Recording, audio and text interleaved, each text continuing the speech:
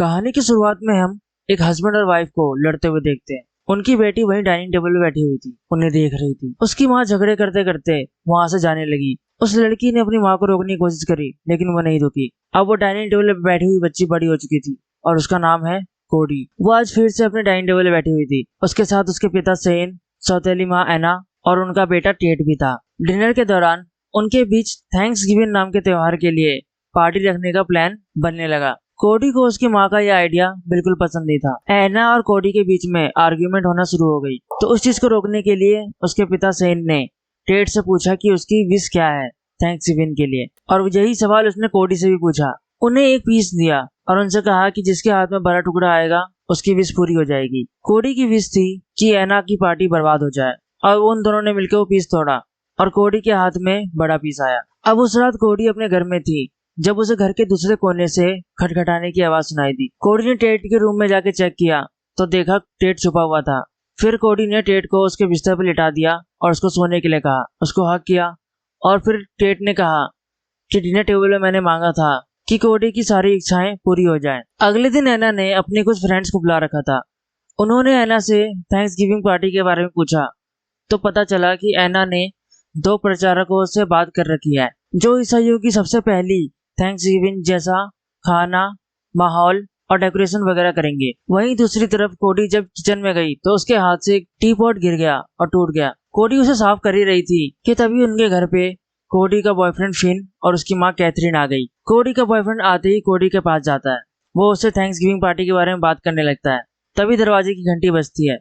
एना जाके गेट खोलती है तो देखती है कि वो 2 प्रचारक आ भी चुके थे। एना ये देख के सरप्राइज हो जाती है कि प्रचारक इतनी जल्दी आ गए। उन्होंने कहा कि उन्हें डेकोरेशंस और बाकी सारी तैयारी करने के लिए टाइम चाहिए। एना ने भी ज्यादा सोचा नहीं और उन्हें घर के अंदर इनवाइट कर लिया। उन्होंने अपना नाम ईथन और पेशेंस बताया। कोडी उनसे मिलने गई तो ईथन उसके हाथों पे किस करने लगा, लेकिन कोडी ने झट से अपना हाथ पीछे खींच लिया। कोडी की हरकत ईथन को कुछ खास अच्छी लगी नहीं, लेकिन कहने लगा कि आने वाले कुछ दिनों में उसे खुशी है कोडी को और करीब से जान पाएगा। एना ने कैथरीन से कहा कि पेशेंस उसके साथ रहकर थैंक्स गिविंग पार्टी के लिए डिनर बनाने में हेल्प करेगी। कैथरीन स्टार्टिंग में थोड़ा झिझकती है, लेकिन फिर मान जाती है। अब रात में कोडी खिड़की पे बैठी हुई थी कि तभी फिन ने बाहर से उसका हाथ पकड़ लिया। उसके बाद कोडी और फिन बेड पे लेट के प्रचारकों के बारे में बात करने लगे। तब कोडी ने बोला कि ईथन उसे कुछ खास पसंद नहीं आया। फिन उसे शांत करते हुए उसके नजदीक आया कि तभी कोडी को ऊपर वाले कमरे से कुछ आवाज सुनाई दी। वो जाके चेक करने लगी। ऊपर टेट के कमरे में उसने ईथन को टेट के साथ बैठे हुए देखा। ईथन टेट को कुछ कहानियां सुना रहा था, लेकिन कोडी ने जब ईथन को टेट के साथ अकेले देखा तो कोडी को गुस्सा आया और उसने ईथन को कमरे से बाहर निकाल दिया। कमरे से बाहर निकलते हुए ईथन ने बड़े अजीब तरीके से कहा कोडी से कि वो उसकी माँ के बारे में जानता है। उसका भी एक परिवार था जिसे उसने खो दिया, तो अब वो लोगों को उनके परिवार की अहमियत समझाता है। इसके बाद कोडी अपने रूम में गई और फिर उसने फिन को अपने साथ रुकने के लिए कहा, क्योंकि वो ईथन की बातों से घबरा गई थी। कोडी ने स्कूल से आके देखा कि ईथन ने उसके घर के पास एक पुरानी सी झोपड़ी बना ली है। घर के अंदर भी एना और ईथन मिलके बल्ब्स की जगह पे मोमबत्तियां लगा रहे थे। इसके बाद वो लोग किचन में गए, जहाँ टेट एक बास्केट लेके आया जिसके अंदर बेरीज रखी हुई थी जो उसने ईथन के साथ तोड़ी थी। तभी ईथन बताने लगा कि इन्हीं में से कुछ एक तरह की बेरीज बहुत ही जहरीली होती हैं। इसके बाद कोडी एना पे बहुत गुस्सा होने लगी कि उसने एक अनजान आदमी के साथ टेट को जाने कैसे दिया। इस बदतमीजी के लिए उसने कोडी से उसका फोन जब्त कर लिया और उससे कहा कि बाद में वो उसका लैपटॉप भी ले लेगी। अब बाद में टेट एक घायल कौवे की मदद कर रहा था। तभी ईथन वहां आता है और आकर उसने टेट के दया भावना की बहुत तारीफ की और उसे इनाम के तौर पर एक टॉफी भी दिया। लेकिन जब टेट वहां से चला गया तब ईथन ने उस घायल कौवे को अपने पैर से कुचल दिया। उधर दूसरी तरफ फिन जब अपने घर वापस पहुंचा तो उसको अजीब अजीब सी आवाजें सुनाई देने लगी। इधर कोडी को भी उसके घर में से किसी बच्चे की भयानक सी हंसने की आवाजें सुनाई दे रही थी। इधर फिन अपनी माँ को ढूंढता हुआ घर में ऊपर गया तो उसने देखा कि पेशेंस कुछ कूट रही थी। उसने करीब जाके देखा तो देखा कि पेशेंस के हाथ खून से रंगे हुए थे। उसे आसपास का जरा भी होश नहीं था। ये सब देखकर कोडी बहुत घबरा गया। वो कमरे से बाहर भागा तो उसे कमरे के बाहर एक लाश पड़ी हुई दिखी। उसने उस लाश को पलट के देखा तो देखा कि वो लाश उसकी माँ की थी। फिर अपना घर छोड़ के बाहर भागने लगा, लेकिन तभी फिन को किसी ने पीछे से पकड़ लिया। उधर दूसरी तरफ कोडी अपने घर में अपने डैड को ढूंढ रही थी। तभी उसने देखा कि उसका डैड ईथन जैसे कपड़े पहने हुए कुछ लोगों के साथ बैठ के स्मोकिंग कर रहा था। बाद में पता चलता है कि वो सभी लोग ईथन के दोस्त थे। उन लोगों ने कोडी को वहां से भगा दिया। उसके बाद कोडी लेट के एक सपना देख रही थी। वो टाइम देख रही थी जब उसके माता पिता लड़ रहे थे और वो डाइनिंग टेबल पे बैठी हुई थी कि तभी वहां पे ईथन आ जाता है और उसकी तरफ तेजी से बढ़ता है और कहता है हैप्पी थैंक्सगिविंग। कोडी इससे बहुत डर जाती है और जग जाती है। उसके जगते ही उसके दरवाजे पे कोई खटखटाने लगता है। वो पेशेंस और एना थे। एना उसके कमरे में आती है और बोलती है कि कैथरीन और फिन कहीं भाग गए हैं। कोडी को इस बात पर विश्वास नहीं होता है।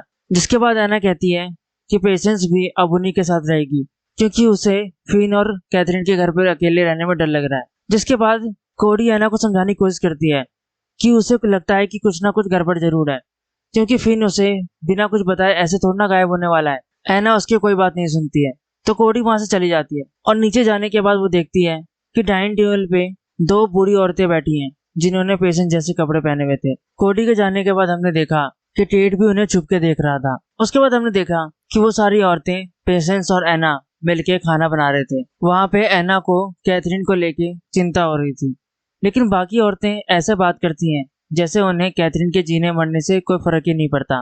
अब एना को उन औरतों से अच्छी वाइब्स नहीं आ रही थी तो वो उठ के अपने पति को ढूंढने जाने लगती है। उसने फिर बाद में देखा कि बाकी धार्मिक लोग उसके घर की पूरी सेटिंग चेंज कर रहे थे। बाहर उसने एक अनजान आदमी को थैंक्सगिविंग के लिए कुछ बनाते हुए देखा। उसके बाद उसे ईथन मिला जिससे उसने टेड के बारे में पूछा। फिर उसने टेड के कमरे में देखा। एना को टेड उसके कमरे में भी नहीं मिला। उसके बाद वो घबरा गई और भागी भागी अपने पति के पास गई और उससे बोली कि हमें कोडी की बात सुननी चाहिए थी। तभी वहां पर पेशेंस आ जाती है। वो आके उनसे बोलती है कि उनके पास रोजमेरी खत्म हो गई है। जिसपे घबराए हुए सेन और एना बोलते हैं कि हाँ अभी बच्चे मिल जाएं तो उनके साथ हम जाके स्टोर से ले आएंगे। जिसपे ईथन और पेशेंस ने कहा कि टेट और कोडी उनके साथ बिल्कुल सुरक्षित हैं, उनकी चिंता आप ना करें। जिसके बाद हम देखते हैं कि कोडी फिन के घर जाती है उसकी माँ और फिन को ढूंढने के लिए। उसने घर में फिन और कैथरीन को आवाज लगाई लेकिन घर में बिल्कुल सन्नाटा था। उसके बाद वो ढूंढते ढूंढते किचन में चली गई। वो किचन में देख ही रही थी कि तभी अचानक से कोडी के सामने गिरती है फिन की लाश। कोडी घबरा जाती है और वहां से भागती है। वहीं दूसरी तरफ हम देखते हैं कि ईथन ने घर के पीछे एना और सेन को बंदी बना रखा था। ईथन कहता है कि उन्हें शुक्रगुजार होना सीखना ही पड़ेगा क्योंकि यही थैंक्सगिविंग का असली मतलब है। एक आदमी सेन पर कोड़े बरसा रहा था और वहीं ईथन ने उसका टैबलेट भी तोड़ दिया और उससे कहा कि तुम इन सब चीजों में मत घुसो और अपने परिवार की अहमियत समझो। तभी पेशेंस ने एक लोहे को बहुत ही गर्म किया और उससे एना के शरीर पे गोद दिया। ईथन वहीं खड़ा बहुत जोर जोर से हंस रहा था।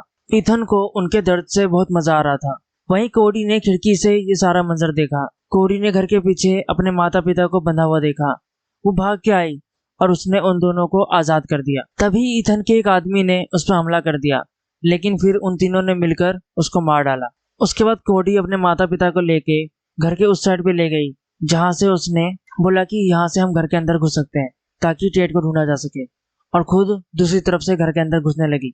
लेकिन तभी ईथन के लोगों ने कोडी को चारों तरफ से घेर लिया और सेन को भी घर में घुसते हुए उन लोगों ने देख लिया।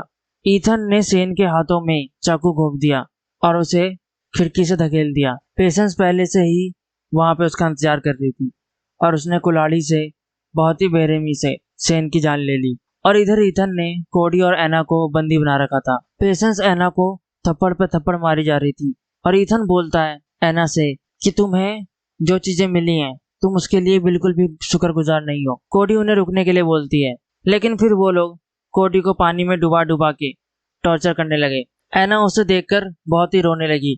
थोड़ी देर बाद उन लोगों ने कोडी को बाहर निकाला। अब कोडी के शरीर में बिल्कुल भी ताकत नहीं थी। इसके बाद ईथन ने अनाउंसमेंट की कि अब दावत का समय हो चुका है। उसके बाद एना और कोडी को उन्होंने डाइनिंग टेबल पे बिठाया और पेशेंस उन्हें काम समझाने लगी। तभी अचानक से कोडी ने टेड को छुपा हुआ देख लिया। कोडी के हाव भाव से ईथन को शक हुआ लेकिन चेक करने पर ईथन को कुछ भी नहीं मिला। मौका देखकर कोडी ने एक आइस ब्रेकर पेशेंट के सर में घुसा दिया। तभी एना ने भी कॉर्नफ्लावर उठाकर आग में डाल दिया, उनका ध्यान बटा दिया और फिर कोडी और एना वहां से भाग गए। फिर पेशेंस ने वो आइस ब्रेकर अपने सर से निकाला और बहुत ही गुस्से में ईथन से कहा कि वो ठीक है। कोडी ने टेट को अलमारी में ढूंढ लिया था, लेकिन क्योंकि सब लोग उन्हें ही ढूंढ रहे थे इसलिए उसने टेट को दोबारा से छुपने के लिए कह दिया। कोडी जैसे ही कमरे से निकली उन लोगों ने कोडी को दोबारा से पकड़ लिया। उन लोगों ने दोनों माँ बेटी को वापस से पकड़ के दोबारा से डाइनिंग टेबल पे बिठा दिया। ईथन बहुत खुश था क्योंकि सब कुछ उसके प्लान के हिसाब से ही हो रहा था। उसके बाद उसने कहा कि जल्द ही सेन भी उनके साथ होगा। बाकी लोग खाना लेके आने लगे। ईथन ने एक बर्तन से ढक्कन हटाया और उसमें सेन का पकाया हुआ सर था। पेशेंस जबरदस्ती कोडी को उसके पिता का पकाया हुआ मांस खिलाने लगी। एना के साथ भी उन लोगों ने ऐसा ही किया। वो दोनों रोती बिलखती रही और बाकियों ने वहीं बैठकर उसके पिता का मांस वैसी दरिंदों की तरह खाना शुरू कर दिया। पेशेंस किचन से शराब लेने गई जहां उसे टेट के हिलने की आवाज सुनाई दी। तभी अचानक से डाइनिंग टेबल में बैठे सभी लोग खून की उल्टियां करने लगे क्योंकि कोडी ने सॉस में वही बेरिस मिला दी थी जो कि जहरीली थी, जिन्हें टेट और ईथन चुनकर लाए थे। टेबल पे बैठे सभी लोग तरफ तरफ कर वहीं मर गए। ईथन समझ गया था कि कोडी ने क्या किया है। उसके बाद वो सॉस को अपने मुंह से उगलने की कोशिश में लग गया। टेट को ढूंढ रही पेशेंस की भी हालत खराब हो गई। उसने भी खून की उल्टियां शुरू कर दी और उसके बाद वो उसी अलमारी के सामने गिर गई जहां पर टेट छुपा हुआ था। इसके बाद टेट कोडी के पास गया। कोडी ने टेट को ना घबराने के लिए कहा। फिर टेट ने कोडी और एना का हाथ खोल दिया। टेबल पे पड़ा अपने बाप का सर देख के टेट वहीं पे उल्टियां करने लगा। जिसके बाद कोडी ने चाकू उठाया और ईथन को मारने गई, लेकिन ईथन खिड़की से बाहर कूद गया। तभी पेशेंस ने भी एना पे हमला कर दिया। जिसके बाद पेशेंस और एना के बीच जोरदार लड़ाई हुई। जिसके बाद एना ने अपने पति का कटा हुआ सर उठा के पेशेंस के सर पे जोरदार हमला किया। आखिरकार एना ने पेशेंस के गले में चाकू घुसाकर उसकी जान ले ली। इसके बाद कोडी ईथन का पीछा करते हुए घर के पिछले हिस्से में पहुंच गई।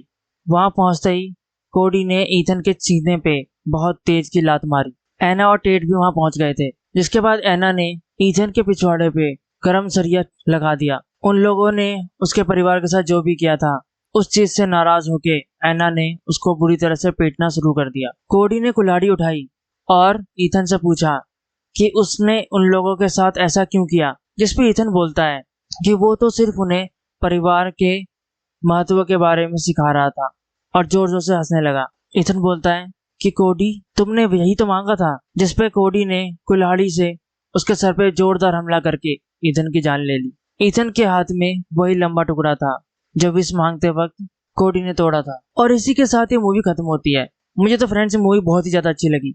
अगर आपको ये कहानी अच्छी लगी हो तो कमेंट करके जरूर बताएं। वीडियो को लाइक करें और चैनल को सब्सक्राइब करें। Thank you, good bye.